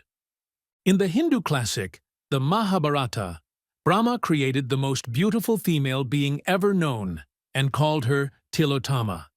He presented her in turn to all the gods in order to witness their wonder and admiration. Siva's desire to behold her was so great that it developed in him 4 faces, in succession, as she made the tour of the assembly. And Indra's longing was so intense that his body became all eyes. In this myth may be seen exemplified the effect of desire and will in the forms of life, function, and shape, all following desire and need, as in the case of the long neck of the giraffe, which enables him to reach for the high branches of the trees in his native land, and in the long neck and high legs of the fisher birds, the crane, stork, ibis, etc. The creative will finds within itself a desire to create suns, and they are formed. It desired planets to revolve around the suns, and they were thrown off in obedience to the law. It desired plant life, and plant life appeared, working from higher to lower form. Then came animal life, from nomad to man. Some of the animal forms yielded to the desire to fly, and wings appeared gradually, and we called it bird life. Some felt a desire to burrow in the ground, and lo, came the moles, gophers, etc. It wanted a thinking creature, and man with his wonderful brain was evolved. Evolution is more than a mere survival of the fittest, natural selection, etc. Although it uses these laws as tools and instruments, still back of them is that insistent urge, that ever-impelling desire, that ever-active creative will. Lamarck was nearer right than Darwin when he claimed that desire was back of it all, and preceded function and form. Desire wanted form and function, and produced them by the activity of the creative will. This creative will acts like a living force, and so it is indeed, but it does not act as a reasoning, intellectual something in one sense. Instead, it manifests rather the feeling, wanting, longing, instinctive phase of mind, akin to those feelings and resulting actions that we find within our natures. The will acts on the instinctive plane. Evolution shows us life constantly pressing forward toward higher and still higher forms of expression. The urge is constantly upward and onward.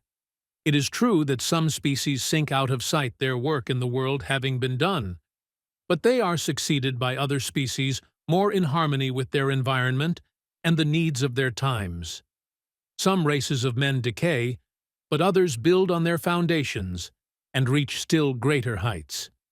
The creative will is something different from reason or intellect, but it underlies these.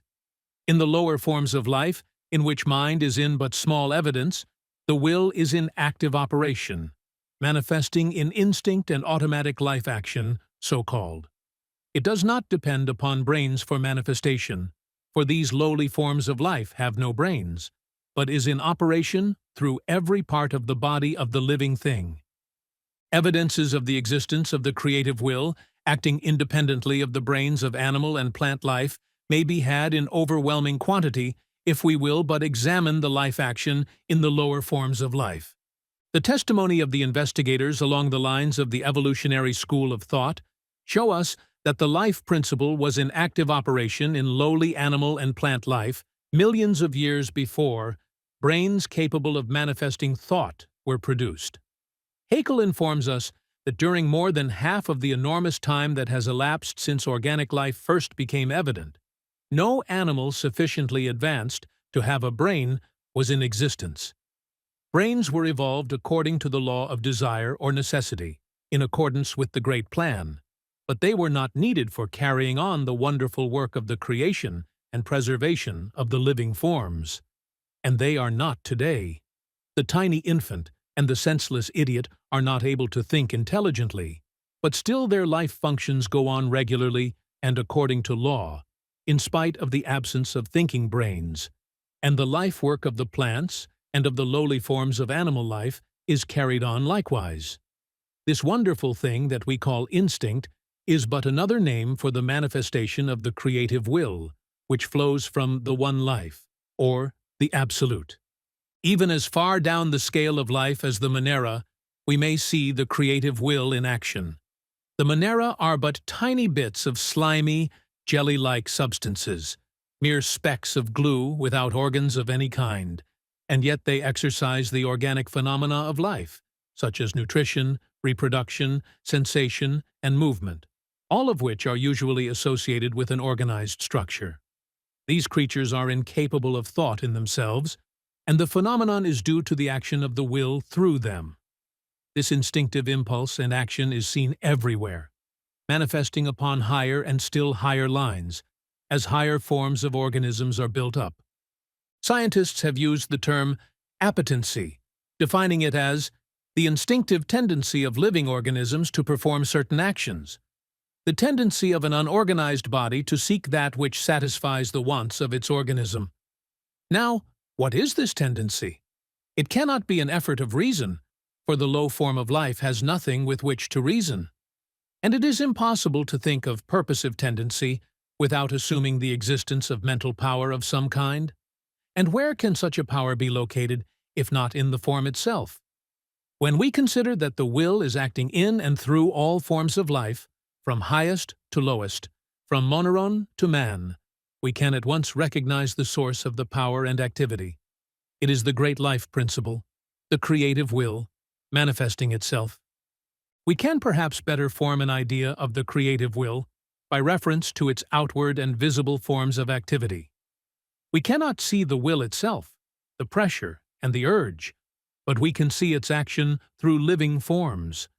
Just as we cannot see a man behind a curtain, and yet may practically see him by watching the movements of his form as he presses up against the curtain, so may we see the will by watching it as it presses up against the living curtain of the forms of life. There was a play presented on the American stage a few years ago in which one of the scenes pictured the place of departed spirits according to the Japanese belief. The audience could not see the actors representing the spirits, but they could see their movements as they pressed up close to a thin silky curtain stretched across the stage, and their motions as they moved to and fro behind the curtain were plainly recognized. The deception was perfect, and the effect was startling. One almost believed that he saw the forms of formless creatures. And this is what we may do in viewing the operation of the creative will. We may take a look at the moving form of the will behind the curtain of the forms of the manifestation of life. We may see it pressing and urging here, and bending there, building up here and changing there, always acting, always moving, striving, doing, in response to that insatiable urge and craving and longing of its inner desire. Let us take a few peeps at the will moving behind the curtain. Commencing with the cases of the forming of the crystals, as spoken of in our last lesson, we may pass on to plant life. But before doing so, it may be well for us to take a parting look at the will manifesting crystal forms. One of the latest scientific works makes mention of the experiments of a scientist who has been devoting much attention to the formation of crystals, and reports that he has noticed that certain crystals of organic compounds, instead of being built up symmetrically, as is usual with crystals, were enantiomorphic, that is, opposed to each other, in rights and lefts, like hands or gloves or shoes, etc. These crystals are never found alone, but always form in pairs. Can you not see the will behind the curtain here? Let us look for the will in plant life. Passing rapidly over the wonderful evidences in the cases of the fertilization of plants by insects, the plant shaping its blossom so as to admit the entrance of the particular insect that acts as the carrier of its pollen, think for a moment how the distribution of the seed is provided for. Fruit trees and plants surround the seed with a sweet covering, that it may be eaten by insect and animal, and the seed distributed. Others have a hard covering to protect the seed or nut from the winter frosts, but which covering rots with the spring rains and allows the germ to sprout. Others surround the seed with a fleecy substance, so that the wind may carry it here and there and give it a chance to find a home where it is not so crowded. Another tree has a little pop gun arrangement, by means of which it pops its seed to a distance of several feet. Other plants have seeds that are covered with a burr or sticky bristles, which enables them to attach themselves to the wool of sheep and other animals, and thus be carried about and finally dropped in some spot far away from the parent plant, and thus the scattering of the species be accomplished. Some plants show the most wonderful plans and arrangements for this scattering of the seed in new homes, where there is a better opportunity for growth and development, the arrangements for this purpose displaying something very much akin to what we would call ingenuity, if it were the work of a reasoning mind. There are plants called cockleburs, whose seed pods are provided with stickers in every direction, so that anything brushing against them is sure to pick them up. At the end of each sticker is a very tiny hook, and these hooks fasten themselves tightly into anything that brushes against it, animal wool, hair, or clothing, etc. Some of these seeds have been known to have been carried to other quarters of the globe in wool, etc., there to find new homes and a wider field. Other plants, like the thistle, provide their seed with downy wings, by which the wind carries them afar to other fields. Other seeds have a faculty of tumbling and rolling along the ground to great distances, owing to their peculiar shape and formation. The maple provides its seed with a peculiar arrangement, something like a propeller screw, which, when the wind strikes the trees and looses the seed, whirls the latter through the air to a distance of 100 yards or more. Other seeds are provided with floating apparatus, which enables them to travel many miles by stream or river, or rain washes. Some of these not only float, but actually swim, having spider-like filaments, which wriggle like legs, and actually propel the tiny seed along to its new home. A recent writer says of these seeds that, so curiously lifelike are their movements, that it is almost impossible to believe that these tiny objects, making good progress through the water, are really seeds, and not insects. The leaves of the Venus's flytrap fold upon each other and enclose the insect which is attracted by the sweet juice on the leaf, 3 extremely sensitive bristles or hairs, giving the plant notice that the insect is touching them. A recent writer gives the following description of a peculiar plant. He says, "On the shores of Lake Nicaragua is to be found an uncanny product of the vegetable kingdom known among the natives by the expressive name of the devil's noose. Dunstan, the naturalist, discovered it long ago while wandering on the shores of the lake. Attracted by the cries of pain and terror from his dog, he found the animal held by black sticky bands which had chafed the skin to bleeding point. These bands were branches of a newly discovered carnivorous plant, which had been aptly named the land octopus.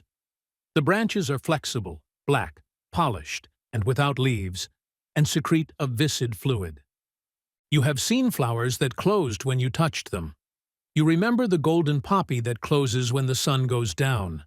Another plant, a variety of orchid, has a long, slender, flat stem, or tube about 1/8 of an inch thick, with an opening at the extreme end, and a series of fine tubes where it joins the plant. Ordinarily, this tube remains coiled up into a spiral, but when the plant needs water, it usually grows upon the trunks of trees overhanging swampy places. It slowly uncoils the little tube and bends it over until it dips into the water, when it proceeds to suck up the water until it is filled, when it slowly coils around and discharges the water directly upon the plant, or its roots. Then it repeats the process until the plant is satisfied. When the water is absent from under the plant, the tube moves this way and that way until it finds what it wants, just like the trunk of an elephant. If one touches the tube or trunk of the plant while it is extended for water, it shows a great sensitiveness and rapidly coils itself up. Now, what causes this life action? The plant has no brains and cannot have reasoned out this process, nor even have acted upon them by reasoning processes.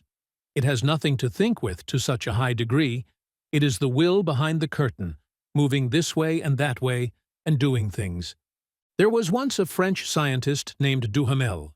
He planted some beans in a cylinder, something like a long tomato can lying on its side. He waited until the beans began to sprout and send forth roots downward and shoots upward, according to nature's invariable rule. Then he moved the cylinder a little, rolled it over an inch or two. The next day he rolled it over a little more, and so, on each day, rolling it over a little each time. Well, after a time, Duhamel shook the dirt and growing beans out of the cylinder. And what did he find? This, that the beans, in their endeavor to grow their roots downward, had kept on bending each day downward, and in their endeavor to send shoots upward, had kept on bending upward a little each day, until at last there had been formed 2 complete spirals, the one spiral being the roots ever turning downward, and the other the shoots ever bending upward. How did the plant know direction? What was the moving power? The creative will behind the curtain again. You see? Potatoes in dark cellars have sent out roots or sprouts 20 and 30 feet to reach light. Plants will send out roots many feet to reach water. They know where the water and light are and where to reach them. The tendrils of a plant know where the stake or cord is, and they reach out for it and twine themselves around it. Unwind them, and the next day they are found again twined around it. Move the stake or cord, and the tendril moves after it. The insect-eating plants are able to distinguish between nitrogenous and non-nitrogenous food, accepting the one and rejecting the other. They recognize that cheese has the same nourishing properties as the insect, and they accept it, although it is far different in feeling, taste, appearance, and every other characteristic from their accustomed food. Case after case might be mentioned and cited to show the operation of the will in plant life. But wonderful as are many of these cases, the mere action of the will as shown in the growing of the plant is just as wonderful. Just imagine a tiny seed and see it sprout and draw to itself the nourishment from water, air, light, and soil, then upward until it becomes a great tree with bark, limbs, branches, leaves, blossoms, fruit, and all. Think of this miracle and consider what must be the power and nature of that will that causes it. The growing plant manifests sufficient strength to crack great stones and lift great slabs of pavement, as may be noticed by examining the sidewalks of suburban towns and parks. An English paper prints a report of 4 enormous mushrooms having lifted a huge slab of paving stone in a crowded street overnight. Think of this exhibition of energy and power. This wonderful faculty of exerting force and motion and energy is fundamental in the will, for indeed every physical change and growth is the result of motion, and motion arises only from force and pressure. Whose force, energy, power, and motion? The will's. On all sides of us we may see this constant and steady urge and pressure behind living forces, and inorganic forms as well. Always a manifestation of energy and power. And all this power is in the will, and the will is but the manifestation of the all-power, the Absolute. Remember this. And this power manifests itself not only in the matter of growth and ordinary movements, but also in some other ways that seem quite mysterious to even modern science. How is it that certain birds are able to fly directly against a strong wind without visible movement of their wings? How do the buzzards float in the air and make speed without a motion of the wing? What is the explanation of the movements of certain microscopic creatures who lack organs of movement? Listen to this instance related by the scientist Bennett. He states that the polycystids have a most peculiar manner of moving, a sort of sliding motion, to the right or left, upward, backward, sideways, stopping and starting, fast or slow, as it wills. It has no locomotive organs, and no movement can be seen to take place in the body from within or without. It simply slides. How? Passing on to the higher animal life. How do eggs grow into chickens? What is the power in the germ of the egg? Can the germ think, and plan, and move, and grow into a chicken?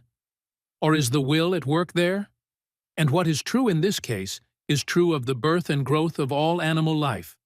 All animal life develops from a single germ cell. How and why? There is a mental energy resident in the germ cell. Of this there can be no doubt. And that mental energy is the creative will ever manifesting. Listen to these words from Huxley, the eminent scientist. He says, "The student of nature wonders the more, and is astonished the less, the more conversant he becomes with her operations. But of all the perennial miracles she offers to his inspection, perhaps the most worthy of his admiration is the development of a plant or of an animal from its embryo. Examine the recently laid egg of some common animal, such as a salamander or a newt. It is a minute spheroid in which the best microscope will reveal nothing but a structureless sac, enclosing a glairy fluid, holding granules in suspension. But strange possibilities lie dormant in that semi-fluid globule. Let a moderate supply of warmth reach its watery cradle, and the plastic matter undergoes changes so rapid and so purpose-like in their succession that one can only compare them to those operated by a skilled modeler upon a formless lump of clay. As with an invisible trowel, the mass is divided and subdivided into smaller and smaller portions until it is reduced to an aggregation of granules not too large to build withal the finest fabrics of the nascent organism. And, then, it is as if a delicate finger traced out the line to be occupied by the spinal column and molded the contour of the body, pinching up the head at one end, the tail at the other, and fashioning flank and limb into due salamanderine proportions in so artistic a way that, after watching the process hour by hour, one is almost involuntarily possessed by the notion that some more subtle aid to vision than the achromatic lens would show the hidden artist, with his plan before him, striving with skillful manipulation to perfect his work. As life advances and the young amphibian ranges the waters, the terror of his insect contemporaries, not only are the nutritious particles supplied by its prey, by the addition of which to its frame growth takes place, laid down, each in its proper spot, and in due proportion to the rest, as to reproduce the form, the color, and the size characteristic of the parental stock. But even the wonderful powers of reproducing lost parts possessed by these animals are controlled by the same governing tendency. Cut off the legs, the tail, the jaws, separately or all together. And as Spallanzani showed long ago, these parts not only grow again, but the new limb is formed on the same type as those which were lost. The new jaw, or leg, is a nutis, and never by any accident more like that of a frog's. In this passage from Huxley, one may see the actual working of the creative will of the universe, moving behind the curtain, and a very thin curtain at that. And this wonderful work is going on all around us, all the time. Miracles are being accomplished every second. They are so common that we fail to regard them. And in our bodies is the will at work? Most certainly. What built you up from single cell to maturity? Did you do it with your intellect? Has not every bit of it been done without your conscious knowledge? It is only when things go wrong, owing to the violation of some law, that you become aware of your internal organs. And yet, stomach and liver, and heart, and the rest have been performing their work steadily, working away day and night, building up, repairing, nourishing, growing you into a man or woman, and keeping you sound and strong. Are you doing this with your reason or with your personal will? No, it is the great creative will of the universe, the expression of the purpose and power of the One, working in and through you. It is the one life manifesting in you through its creative will. And not only is this all, the creative will is all around us in every force, energy, and principle. The force that we call mental power is the principle of the will directed by our individual minds. In this statement, we have a hint of the great mystery of mental force and power, and the so-called psychic phenomena. It also gives us a key to mental healing. This is not the place to go into detail regarding these phases, but think over it a bit. This will power of the universe, in all of its forms and phases, from electricity to thought power, is always at the disposal of man, within limits, and subject always to the laws of the creative will of the universe. Those who acquire an understanding of the laws of any force may use it, and any force may be used or misused. And the nearer in understanding and consciousness that we get to the one life and power, the greater will be our possible power, for we are thus getting closer and closer to the source of all power. In these lessons, we hope to be able to tell you how you may come into closer touch with this one life of which you and all living things are but forms, shapes, and channels of expression, under the operation of the creative will. We trust that this lesson may have brought to your minds the realization of the oneness of all, the fact that we are all parts of the one encircling unity, the heart-throbs and pulsations of which are to be felt even to the outer edge of the circle of life, in man, in monad, in crystal, in atom.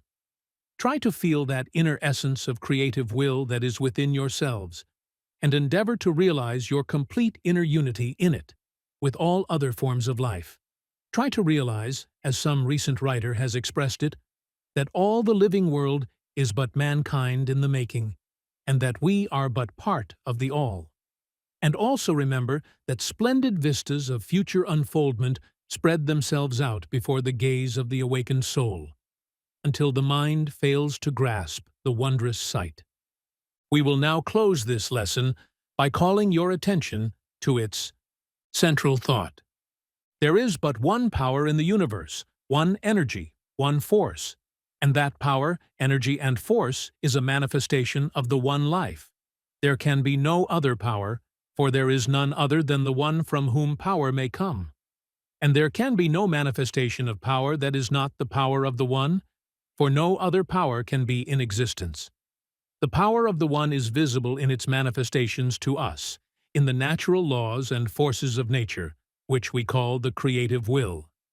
This creative will is the inner moving power, urge, and pressure behind all forms and shapes of life.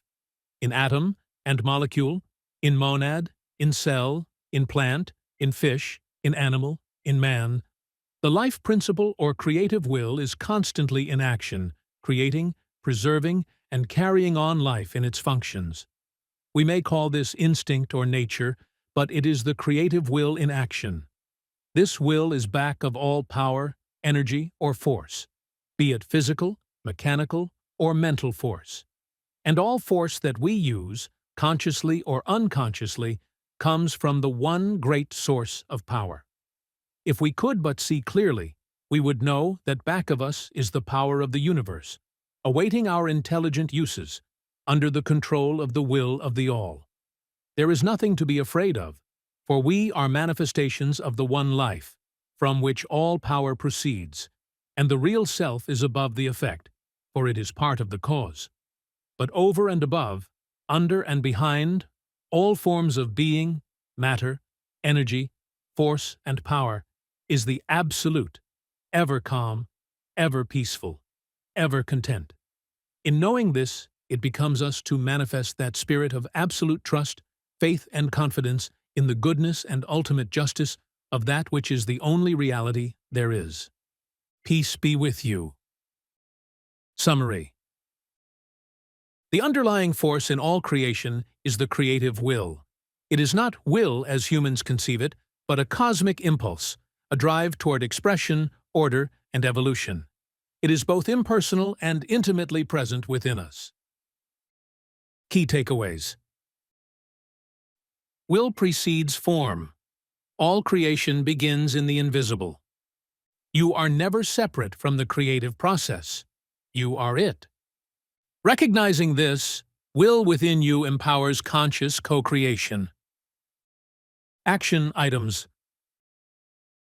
Set a daily intention aligned with your highest good. Reflect on how your desires mirror the cosmic desire to evolve. Practice acting from your deeper will rather than reactive impulses. To continue listening, step deeper into the wisdom at Next Level Soul TV, where sacred teachings, spiritual cinema, transformative courses, and divine stories await your soul's unfolding. Enter the portal at www.nextlevelsoul.tv and let your spirit remember what it already knows. Awaken, expand, and evolve.